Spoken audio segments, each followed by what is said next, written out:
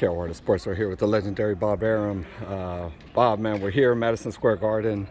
Beterbiev versus Smith. This is, if there's ever been a can't miss action-packed fight more recently, I feel like this is the one. Well, they ain't going to be playing around, that's for sure. They're not going to be it's not going to be a tickling match in there for sure. That's correct. Man, your champion Beterbiev, 17-0, 17 KOs. And unified champion. Has there ever been a champion who's gone 100% KO ratio and unified? Not that I know. Right. Not that I. Generally, in the light heavyweight division, the champions have been, pretty good punches, but didn't have a big knockout ratio. So I don't think there's ever been a champion that's gone this many fights in the light heavyweight division who's knocked everybody out. And you got Joe Smith. He learns from every mistake. He got better after the Bivol loss and became champion even after that. Man, talk about his confidence and just that determination that he has. He's a big puncher, Joe, and he has a big heart, and he's in the period that he's been in boxing, he's picked up a lot of skills, and he's the real goods now. So, that's why I look for this fight to be absolutely tremendous. When we did Beterbiev and Votzik, I thought that was going to be a great fight, which it turned out to be. But I think that Joe probably hits harder than Votzik did, so that's going to really make it even more competitive. David Benavidez tells me he feels that Joe Smith has the experience advantage when it comes between Beterbiev and himself and Joe Smith. That may be, but we don't, you never know until the bell rings. One thing with Beterbiev is even when he faces adversity, he sucks it up and manages to win. So, I just think people are going to be on the edge of their seats for as long as this fight lasts. That's 100% true. It's definitely a fight of the year candidate for sure. Man, I want to ask you, Tyson Fury recently came out and said it would take $500 million for him to come out of retirement. Is that a figure he's thrown out at you? Some info that he's given you? Maybe pesos, but I don't think it's dollars. No, Tyson is a great showman.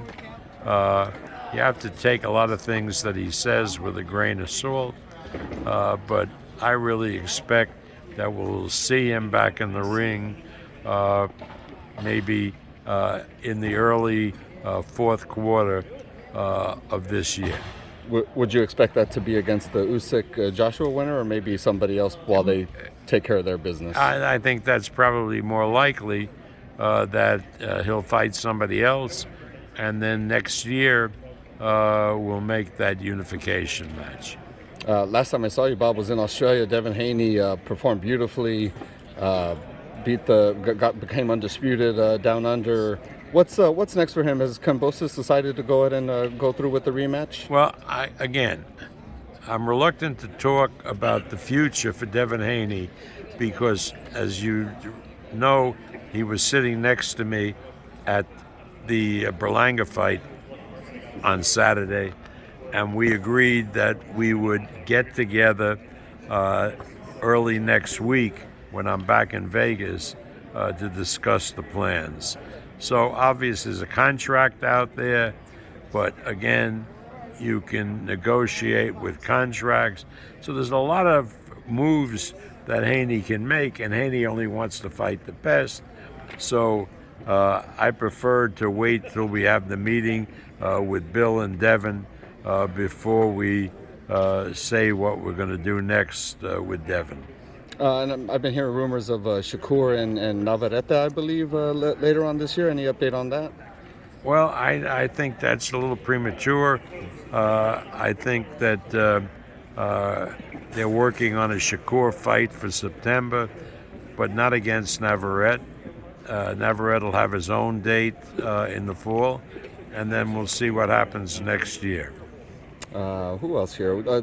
Teofimo Lopez. I know in Australia we thought we had a name. I don't know if that's clear cut yet. What's the latest? I believe we have a name, and we've scheduled him for a date in the first fight that we have in August, and we're planning to do it at the beautiful new Resort World Hotel in Las Vegas.